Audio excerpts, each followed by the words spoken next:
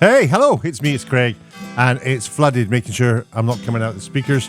How are you doing? I don't think I've made a video for a while, and as I always tell you, there's a reason for that.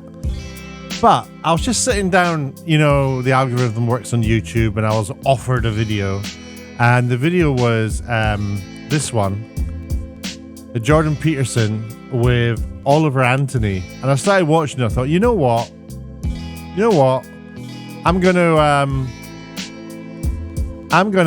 make myself smaller for a start. I'm going to react to this video because I want to see where it's going to go, because the beginning of it was interesting to say the least. So I'm going to play it through now, and I don't know. I'll see what happens. But I started like yelling at my TV, so I thought, right, I'm recording this, so I don't know what's going to happen. But I've seen the first like 30 seconds, and that was enough to get me yelling. So let's watch it together and share and enjoy. Well, sit back, get ready. And then I made... You know, I've had people say that I'm a fence sitter and that so I need to have... I like Oliver Anthony, to the point that I bought the same guitar as him last week. So I like a lot of what he's got to say. And I guess, like, if there's anything that I would respond to that with, a Pharisee asked Jesus, "Teacher, which is the greatest commandment in the law?" And Jesus replied, "Love the Lord your God with all your heart, with all your soul, and with all your mind." This is... So, I mean, he's probably going to explain it in the interview, but my understanding of Oliver Anthony is that he went through a bit of a born againness. His life was falling apart, and he turned to the Bible, and now this is what you get. Now, have you noticed that on Jordan Peterson's channel, which is all part of the Ben Shapiro channel now? What's it called? Dire Wire? I can't remember. But it's all part of that network of media, which, if you think about it, they're all kind of very religious-y. I'm an atheist, so I don't actually like religions as such. I don't like the ideas of them. I don't mind people at all, but I'm not mad keen on religion. But so this is the first and greatest commandment. I'll leave this playing. Love your neighbor as yourself. If we could learn to make that our priority, it would resolve a lot of the conflicts that have become like way overcomplicated, you know? Okay, so now, first of all, is this intro. Everything's got very professional, hasn't it? And they're trying to make like TV shows. The podcasts have stopped being podcasts. I mean, you don't need headphones, but listen to this. With musician Chris Lunsford, better known by his stage name, Oliver Anthony. We discussed... Right, who's he shouting at? I don't know. I got a thing with Jordon Peterson. He seems to be changing his dress style a little bit, but I think I noticed that he went from being someone who was like the college professor, and he was always just wearing like shirts and something really basic. And then he became very sort of almost la-di-da, and you know, he was like waistcoats and super like well measured and fitted suits, and it was definitely an effort to make you believe something about him that we can only assume wasn't true because of how he dressed when he wasn't in the public eye. How he dressed when he was in the public eye is what we assume is the real Jordon Peterson. And I've just sort of been watching him slowly. I mean, I never liked him when he first started talking with Sam Harris. I just thought it was a bit batty. And then he sort of like fought really hard to make a career out of this. And there's not, I mean, I don't disagree with stuff Jordon Peterson says. I just get bored waiting for him to get to the point of what he's saying. He's at his best when he's like doing interviews or something where he's interrupted. I think when he's not just given, when he's concise and he's under the constraints of we've got like a 5-minute segment on this, Jordon, so don't ramble.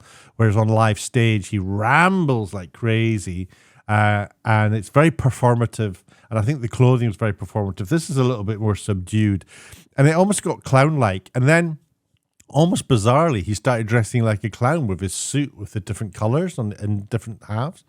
I was kind of super surprised to see that. Even this shot here, look at that. It's just also, here he is in a regal throne.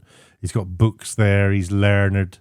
It's a set, and we know it's a set. It's beautifully lit. And they are doing a good job over at DW. Direct Wire? I can't remember what it's called. I don't know what it stands for. But that's just my sort of heads up about how I feel about Jordan Peterson right now.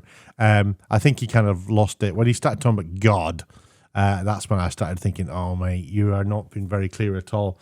Tell me what you think about God. Does God exist? Was there a burning bush? Did God speak to people? Did the sea get parted? Do you believe in miracles? Blah, blah, blah, blah, blah. And I've tried to sit down and listen to him work his way around them through various talks he's done on stage with Matt Dillahunty and people like that.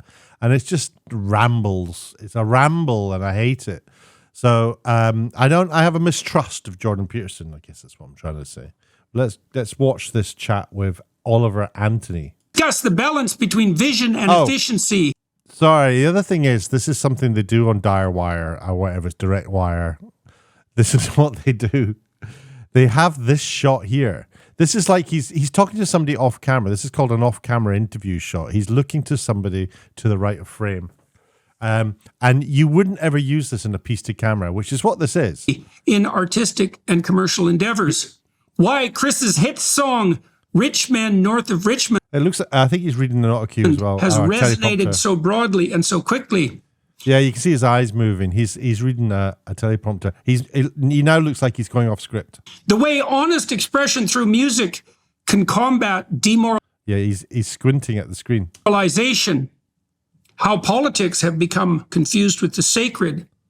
And You can see it's interesting watching the eyes because they like scan left and right as their brain's trying to take on board the next bit, compute with the next bit that it's got to say. what we can do to restore each to This is a man reading something. their proper order. Looking very much forward. And now he's looking straight down the barrel because that's what teleprompters are. My point is that you just stick to this shot. You can actually tighten that shot and cut to a tighter shot. It usually means you're trying to get a little bit more intimate when you cut to the tighter shot. But the cutting to the camera off where he's looking to the side doesn't work because it suddenly removes the viewer from the conversation. He's having a conversation with us when he's looking straight down the lens. It's called a piece to camera. And when you move the camera to the side, you're suddenly not the person that he's talking to anymore. And it's kind of distracting. When you do corporate videos, you don't ever really want them to talk straight to the camera because it's very Big Brother-like as well. So I used to always, when I used to do stuff for Royal Bank of Scotland and banks, I used to always encourage the execs, never talk to the camera, talk to somebody at the side of the camera, and we'll feed the questions to you, and it's usually easier. And then you can sort of cut to different shot sizes. But this thing doesn't work. Anyway. To it. So, Mr. Anthony, I don't know. Are you cringing at Mr. Anthony? I don't know why I am, but I am. your stage name, your stage persona is Oliver. Your name is Chris. I'm going to call you Chris. Your stage name is Oliver. Your name is Chris. I'm going to call you Chris. Already Jordan's setting himself aside from other interviewers, I guess.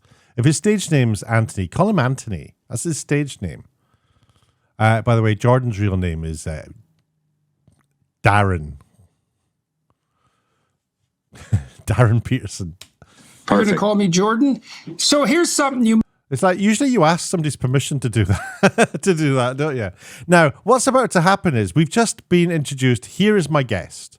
And there he is sitting there dutifully waiting to be asked a question. And what happens, and I found it astonishing. This is why I went off to make a video about it. Jordon is about to talk for about 3 minutes about himself.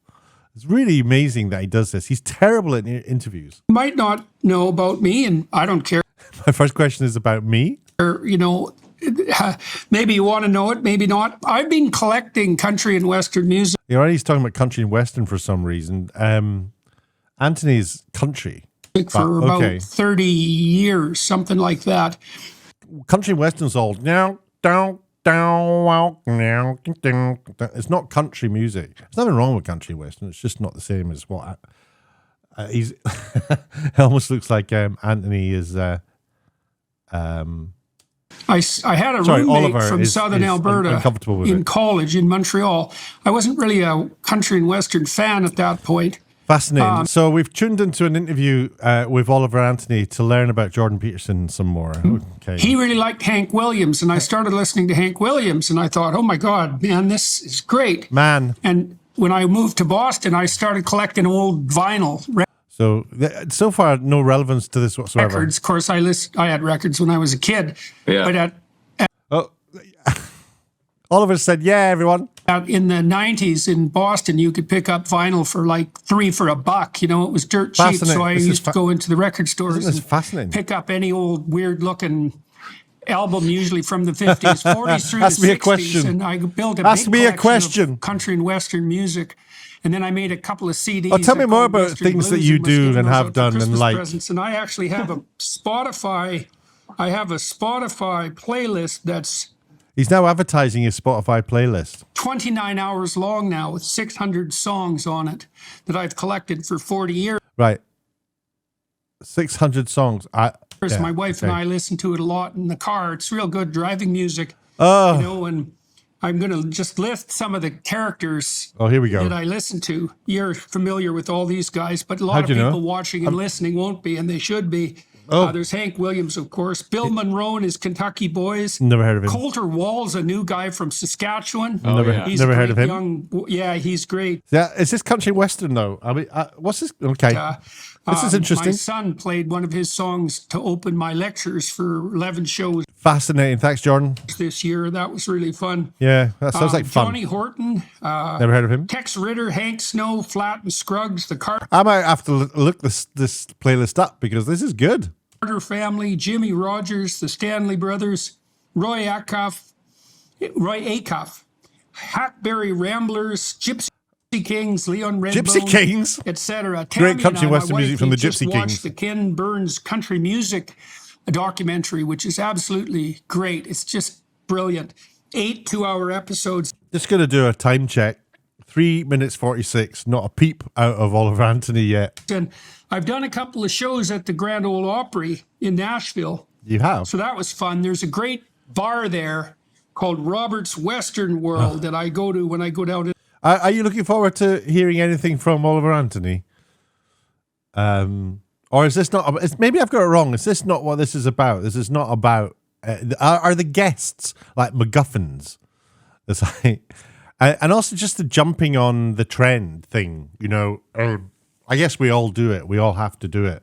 But Jordon, basically, I think that Jordon is like such a great grifter, and I think there's nothing wrong with doing things in order to make money out of the internet because it's your time and it's energy that you put into it. And, this is done well. There's people beyond Jordon involved in the lighting of this and the sound and the audio. There's a team there. There's probably 3 or 4 people behind the camera doing this with him. And that's why you're getting more production value. He's not sitting in his box bedroom anymore, ever since he joined Direwire or whatever they're called. I like it. I get my enjoyment out of spotting mistakes and because I'm a producer, director by trade. So this is the sort of thing I make. This is what I do. And when I see it done like this, I just think, you're really not doing it right. And but you could say, well, no, they're not doing it wrong. They're just doing it differently. Just because you say that's not how you do it, I guarantee I could improve this for you. And but it'd be beyond anybody's budget. Although I would like an excuse to live in America. Anyway, I'm rambling on myself now. Nashville, and they have a band there called Kelly's Heroes. So still in his playlist. Music for me at the Grand Ole Opry. Really? I played a vicious rendition of the American National Anthem on electric guitar. And is this where we basically, let's get somebody who's trending and famous to listen to, and let's film them listening to a Jordon Peterson podcast. And they do a great. I suppose in the sense of podcast, you would get like quite a large intro from the main guy, but this is it's getting a little bit. I mean, come on, man, what's going on? They do a great version of Ghost Riders in the Sky, great blues guitar version of Ghost Riders in the Sky. So anyways, I thought I'd tell you that just so you know that I'm not a Johnny-come-lately to the kind of music that you've been playing. And so that's very in like with my listening. So I love a lot of the older music and older blues. Like, that's actually interesting. The payoff's there. I take back everything I said. Although maybe cut it a little bit short, Jordon. You don't need to Delta blues, that type of thing. But yeah, that's I wouldn't have guessed that about you. So that's good to know. I'm going to start skipping, by the way. Well, about a quarter of oh this God, Spotify what's this shot? Is oh yeah, Delta that's the blues piece to too, camera because shot. There's a great overlap right between that. It'd be so much better if they used the other shot because it looks like he's talking to us now. I mean, Oliver Anti's camera's doing the same thing, and that's what web cameras do.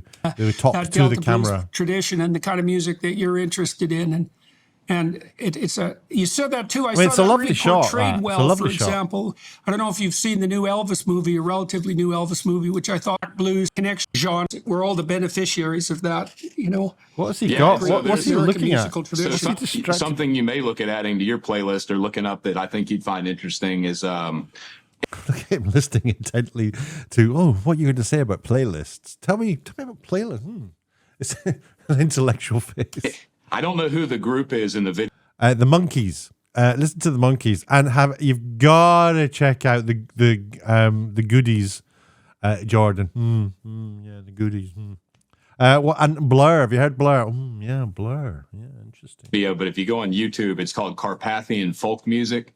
And it's usually the first video to. You don't have to write it out, Jordon. It's recorded. You just watch your podcast back. I want to say it's about 45 minutes long, and it goes. He's writing it down. Oh, okay. And it plays out almost like a symphony. Like it starts in sort of one element, and then it has its ups and downs. And I've listened to that thing. He's so likable, isn't he, Oliver Anthony? He's just a nice guy. I really like him. You know, it's like sitting out in the woods listening to that. It takes you on a ride. Almost. Yeah. Now I've just come back from a camping trip. I went on to Hergast Ridge, or Hergest Ridge, if you're the Mike Oldfield fan and familiar with the album. And I took a walk up onto Hergast Ridge a couple of days ago, and I listened to Hergast Ridge as I went up there, and it was brilliant. Now, I don't know if you know anything about Mike Oldfield, but he does kind of landscape style music. You know, it's just like long 20, 30-minute long pieces and different melodies blending into different parts, and it's a story in music, and I love it. And listening to that album in the place that inspired it was brilliant.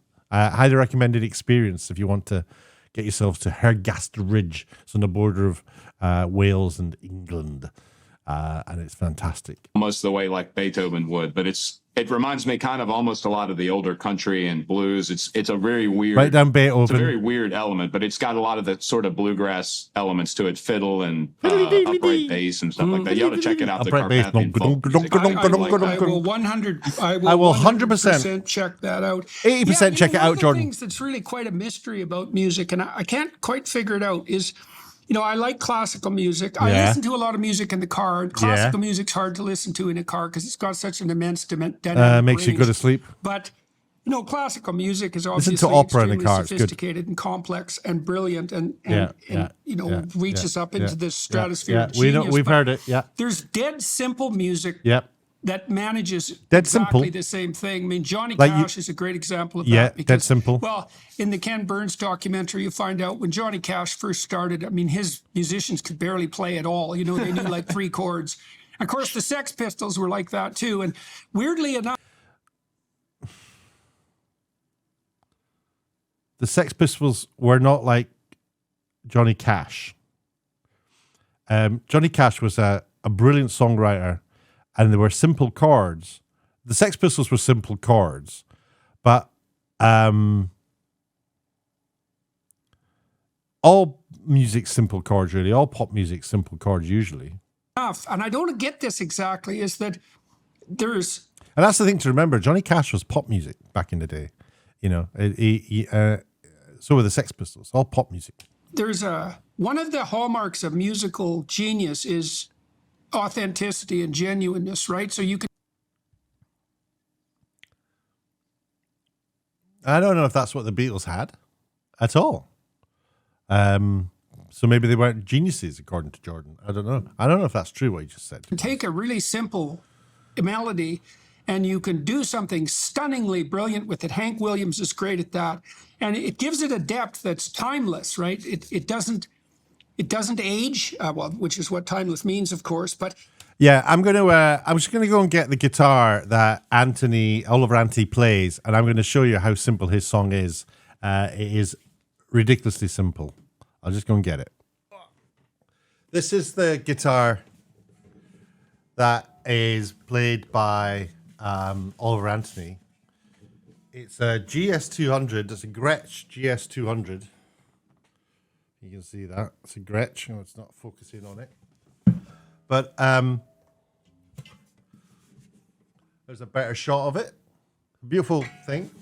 Now, interesting. If you watch the video of Oliver playing this, he puts the capo there on the 5th fret.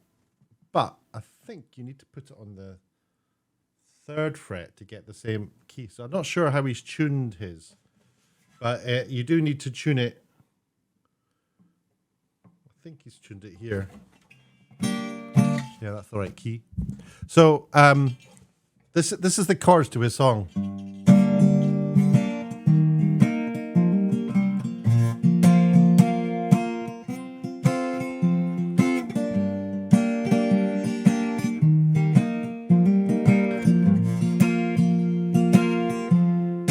In the real world.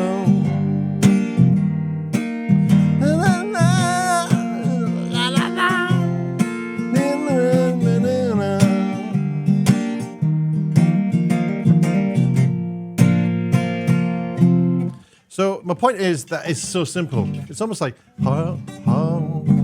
Have you not heard those chords before?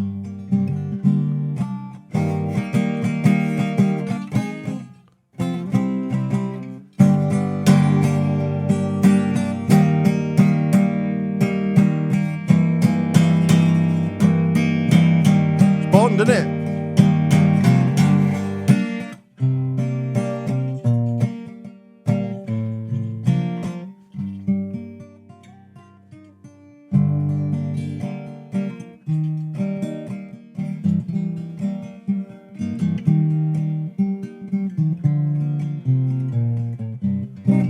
Right. So my point is that Jordan's absolutely right.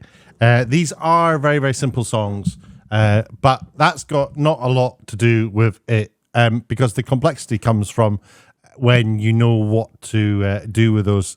Because there's a million. There's 12 notes to choose from. 12 notes to choose from, which and then God knows how many octaves of the same note you might want. So there's a whole massive place you can go with all melodies, and yeah, I think you've either got it or not. When I hear people like Jordon talking like this, I kind of think he doesn't get music, or he's not musical. It has to be something like that, genuineness, and it must be something like that that... I think the genuineness comes from whatever the song's about. And John Lennon used to say that it didn't matter, just write songs about any old thing and stick it in there. sparked the imagination of people around your song, right? Because, and I was listening to it, I listened to it a couple of times this morning just to refamiliarize myself with it before we talked. And well done. You have a research like it. Genuineness of voice. How do you have a genuine voice? He's just singing in his voice. Oh, does he mean things like Elvis was like, oh, ho, ho, ho. That's not genuine, but he was, well, I don't know. We all put on a bit of a performance in how we sing, I think. I don't know, maybe not. Has obviously struck a chord. And so, well, I'm curious about that is, first of all, I'm really curious about how you... I haven't heard much from Oliver Anthony. It's driving me nuts. You're doing. Driving me nuts. You've been like the center of a media firestorm here in the last couple of weeks, and that must be shocking to you. What's that shocking like? you? Why do you think your song? What is it about your song that you think you did right? That it contributed to its going viral. What is it? So I have taken time to finally I get to answer a bloody question. Thanks, Jordan. To try to understand that myself. Oh no. You know, the song. You've also got to think why Oliver Anthony is doing this, and look how well lit and set up he is. I think it's kind of curious because this isn't a web camera shot, is it? This is lit beautifully. The book's been positioned there. The light's been positioned there. So there's like in America they call them DOP. They're just lighting camera operators. You know, it'll be the same person doing the lights who's doing the camera. There'll be somebody else there, but it looks like there's a team there.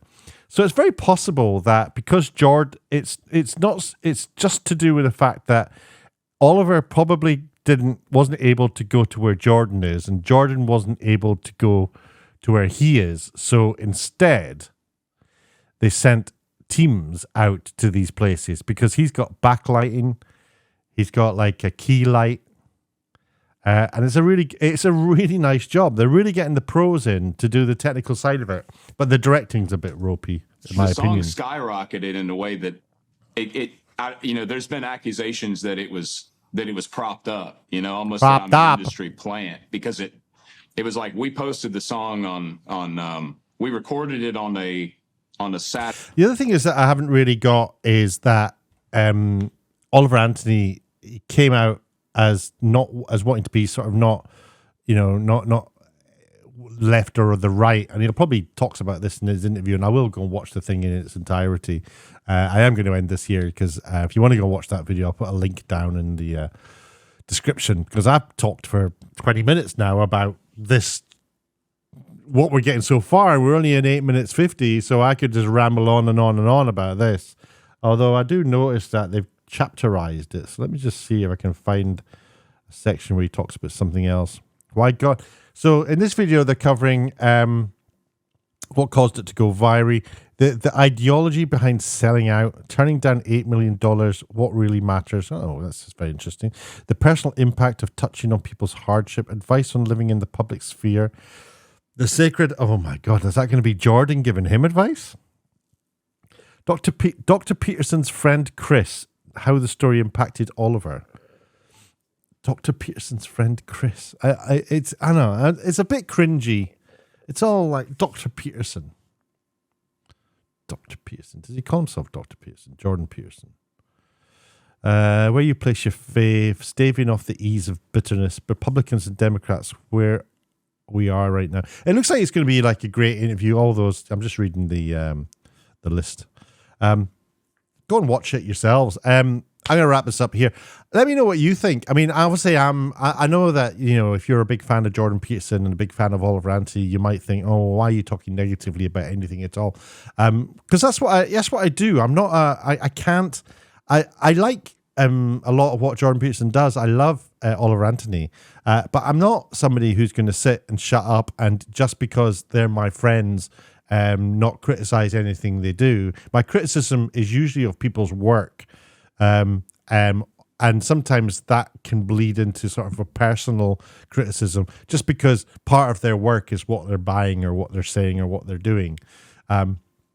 So I'm just like maybe sharing things that other people aren't thinking about. I mean, the point about how both those cameras are not web camera. It's not a Zoom call, is it?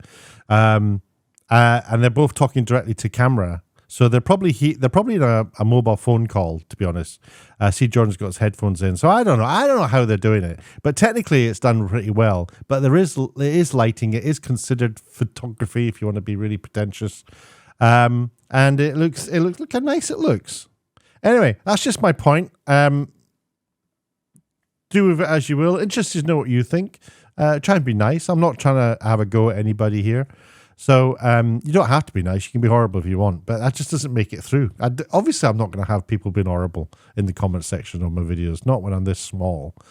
So, but do let me know what you think. And if an interesting conversation blossoms, then that's a great thing. Feel free to support me on Fludded. Until next time, I'll shut up. Have a lovely evening. It's 7:30 in the evening here. So you have a lovely evening. And I'll see you again on the next video. Cheerio.